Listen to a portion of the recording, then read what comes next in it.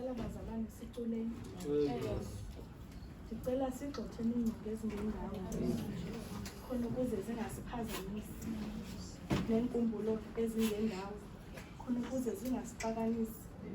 Ndicela siculeni. Amen, man. Hey. So that uThixo sizamvela apha phakathi kwethu. Funeka sikhumbule into yoba ngaba sizothandazela imanyano yethu. Sizothandazela inkomfa yethu. Sizocela uThixo into yoba ngaba sibonise abantu abazasiphatha xa siza konyula. Yile nto ke ngoku kufuneka silunge khona ukuze xa uThixo ethetha nathi afike iintliziyo zethu zikwindawo erayithi. Ngoba ngokubona kwam ngoku andiyazi noba kwenzeka ntoni na, kodwa ndicela into yoba ngaba simcengeni uThixo.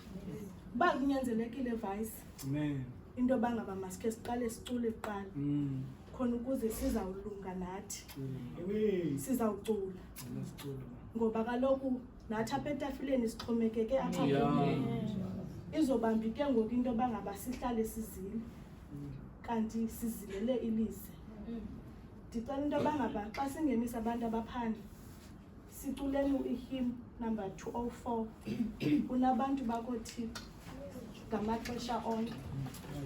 Ubagcina ubanceda ezindaweni zonke.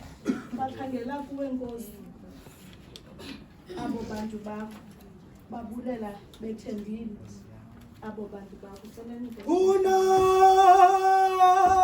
bantu bakho